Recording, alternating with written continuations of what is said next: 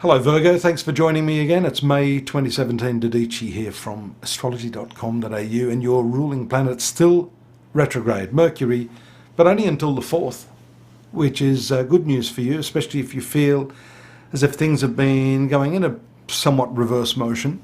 That reverse motion is sometimes considered good, and only you can be the judge of that, because there's quite a bit of discrepancy there amongst astrologers.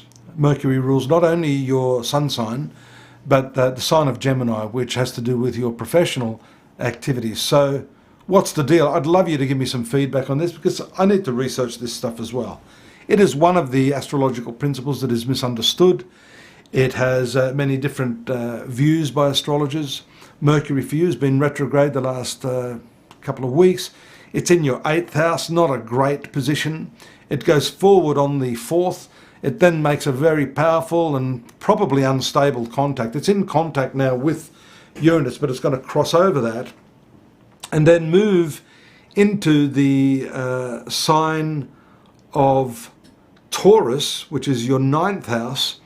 I'm just having a look here, on the 16th of May. So these are significant transits for you, notwithstanding the fact that we also see Saturn retrograde, Jupiter retrograde. Venus has just gone direct very recently.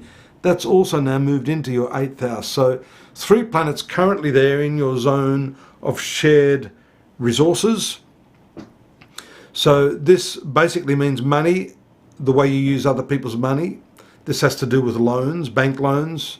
It has to do with superannuation, which is your retirement fund. And so looking at all of these aspects of your life, insurances, banking, the 8th house of the horoscope is very much to do with security.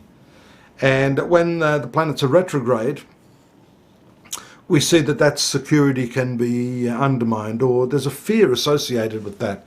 And if you haven't yet listened to my introduction today, it might help you, because I do address that issue of fear. The 8th ruler, Mars, ruling Aries, is in your 10th house of career right now. That is going to continue to stay there for the month of May.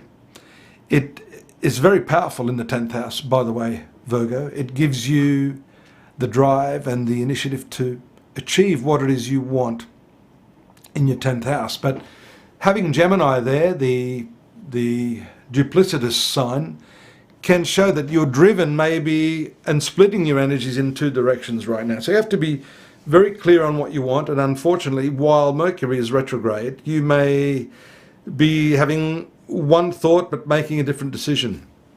Maybe hold off on that, especially because this retrogression has a lot to do with your professional activities. Hopefully, after the 11th, when Mercury is fully recovered from its retrogression, it will move into your lucky 9th house, where the Sun is currently transiting. Sun will be transiting in this area up until the 21st. So you'll have a conjunction, a combination of these 2 planets in your 9th house of good fortune. This has to do with higher education as well, and when Mercury is there, it shows that you're trying to improve your skills. Perhaps that has something to do with the dichotomy of Mars in Gemini in your 10th house. Maybe desiring something that you can't have and having to do something else to make that a reality right now. 9th house is one of the luckiest parts of the zodiac. And then what's important too, a couple of other points I want to talk about: the full moon taking place on the 11th. That full moon takes place in your 3rd house, in the sign of Scorpio. 3rd house is communications, your thinking. And this is not the best sign for the moon, but it is moving towards the northern part of the chart, the lower part of the chart, which gives it what's called directional strength. So any movement to the north right now is fortunate for you. Excuse me, I've had a really sore neck. I've got a patch here that's sort of helping. Any of you out there a chiropractor? You might want to come and give me an adjustment right now. That directional strength is great. It brings with it somewhat better relationships with siblings as well. The third house has to do with siblings, journeys. Some of your journeys will be emotionally based. You don't want to travel. You want to travel places that give you a good sense emotionally, and this is the time to do that.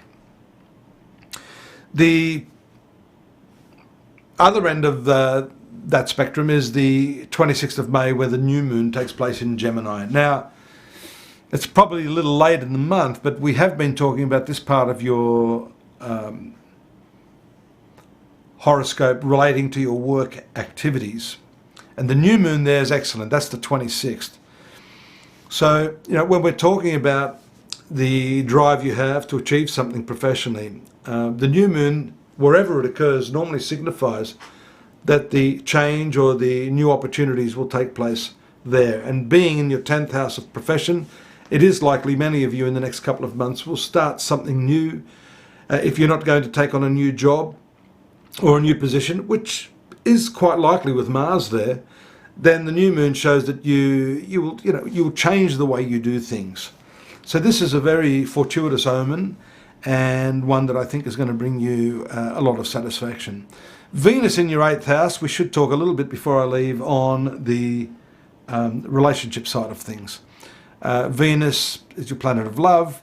It's moving through your 8th house now, which is your sexual and sensual and deeper, we call it the tantric house, the house of Tantra, where you can work on bringing that intimacy into a more blossoming stage. Talking, feeling, touching, communicating, expressing how you feel. And sometimes, because the 8th house is also a transformative house, that expression may not be what your partner wants to hear, nor what you want to hear, but that's the way to clear the air. Once that straightforward talk is shared, then you can clear the air and get on to, really connecting at the heart level. So folks, that's it from me. I hope that helps. You can visit me at astrology.com.au for the more detailed monthly analysis, the textual analysis. Don't forget too, the year in focus. You can take this month and contextualize that by what's happening over the next few months. And we do have our daily readings service there for the millions that like to find out what's happening on a day-by-day basis. Yours truly, if you need a more personal reading, along with hundreds of other psychics in our affiliate networks, are there to assist you with any problems that haven't been addressed in our reading today. I hope you don't have too many problems, but I do look forward to your company again next month. Take care now. Bye-bye.